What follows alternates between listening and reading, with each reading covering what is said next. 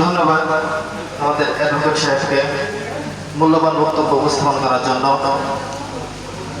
এ পর্যায়ে যুবক ভাইদের পক্ষ থেকে আরেকজনকে বেছে নিচ্ছে এই বিষয়ের উপরে সংক্ষিপ্ত পরিসরে কিছু কথা বলার জন্য মোহাম্মদ শহীদুল্লাহ। আপনি সবাইকে সালাম জানাচ্ছি, আসসালামু আলাইকুম। আমি সংক্ষেপে আর কি শেষ করব। আমাদের এখানে আমরা অনেকেই মাদকাসক্ত। এখন এর ভিতরে যদি বলো আপনি মাদকাসক্ত, আমার আসলে অস্বীকার করার কায়দা নেই।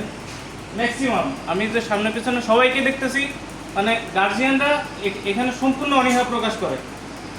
মানে কি বলবো, আজকে আমার সাথে অনেকে দেখা হয়েছে, এরা বলতেছে যে এটা সমাধান করা যাবে না। এমনকি গার্জিয়ানরা বলতেছে তারা নিজেরা তো এখানে কোনো দায়িত্ব নেবেই না, অথচ আমাদের যুব সমাজে এত সুন্দর একটা কাজ করতেছে, এখানে এখানে এখানে ভিডিও মারতেছে না ভাই, এটার কোনো প্রয়োজনই নাই।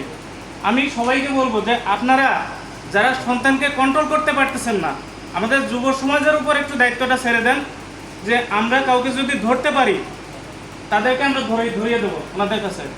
আপনারা কোনো অবজেকশন দেবেন না, আর যদি কোনো অবজেকশন দেওয়ার থাকে এখনই বলেন যে আমার অবজেকশন আছে, আমার সন্তানকে আপনারা দিবেন না, যুব সমাজ ধরতে পারবেন না, আমার সন্তানকে আমরা দেখব।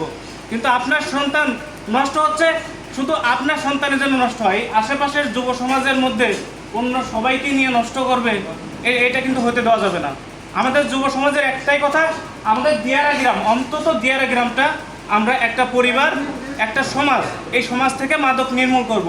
এবং আমরা যেন এই যে বাহারুল বলছে যে আমাদের এলাকা যেন আইডল হয়, এবং আমাদের এই দেখা দেখি যেন আশেপাশের অত্র এলাকা সবাই যেন এই কার্যক্রম শুরু করে, যে মাদক নির্মূল পুরো বাংলাদেশ চাই, পুরো বাংলাদেশ চাই, মানে আমরা বাংলাদেশ নিয়ে গর্ব করব, এবং এর আইডল হবে দিয়ারা গ্রাম। ঠিক আছে? আপনারা কি একমত? এর বিরুদ্ধে কেউ থাকলে, যদি মনে করেন যে আমার সন্তানকে শুধু আমিই দেখবো, আপনারা কোনো নাক গলাবেন না, তাহলে এখনই বলে দেন আমরা নাক গলাবো না। ফাইন, ওকে, ধন্যবাদ আপনাদের সবাইকে। আসসালামু আলাইকুম। ধন্যবাদ মোহাম্মদ শহীদকে।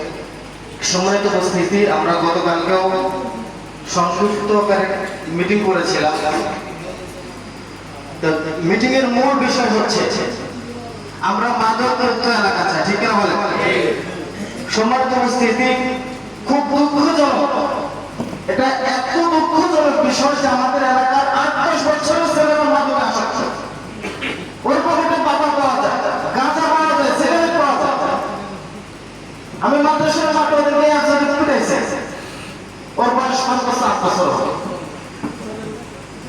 তো এটাকে আমাদের সমাজে যদি এমন চলতে থাকে যে সমাজের 8-10 বছরের বাচ্চাদের পকেটে মাদক পাওয়া যাচ্ছে, গাঁজা পাওয়া যাচ্ছে, বাবা পাওয়া যাচ্ছে, তা একটু চিন্তা করেন যে আমাদের সমাজের, আমাদের গ্রামের ভবিষ্যৎটা কোথায়, কোন পর্যায়ে চলে গেছে আমাদের সমাজ। আমরা যেটা গতকালকে আলোচনা করেছি, যেখানে যখন তখন যাকে তাকে সংগ্রহ করা হবে, তাকে চাষ করা হবে, প্রয়োজনে তার বাড়িতে গিয়েও চাষ করা হবে। এতে করে যার বাড়িতে চাষ করা হবে সে এবং তার গার্জেন কোন রকম কোনো ধরনের বাধা করতে পারবে না, এবং আমাদের বিরুদ্ধে দাঁড়ানোর মতো সাহস আপনারা করবেন না। যদি কেউ করে, ওসি মহোদয় এখানে আছে, ওনার সামনে আপনার বলে যান। যদি আজকে এখানে আপনার চুপ থাকেন, আগামী যে কটা বছর বেঁচে যাবেন, যে কটা দিন চলে যাবেন, সে কটা দিন আপনার একটু চুপ থাকবেন। বাতিল জনশক্তি সার্বিক টাকা, এই জমিনে আমরা জমিনে কোনদিন বাতিল টিকে থাকতে পারে নাই, অপশক্তি কোনদিন টিকে থাকতে পারে নাই। ইনশাআল্লাহ আল্লাহ আমাদের সাহায্য করবে, কারণ আমরা সত্যের পক্ষে আছি, হকের পক্ষে আছি, ঠিক না বলে? সম্মানিত উপস্থিতি, মাদক শুধু সামাজিক সমস্যা নয়, এটা রাষ্ট্রীয় সমস্যা। রাষ্ট্রীয় সমস্যা হলো শেষ নয়, এটা পুরো পৃথিবীব্যাপী একটা সমস্যা।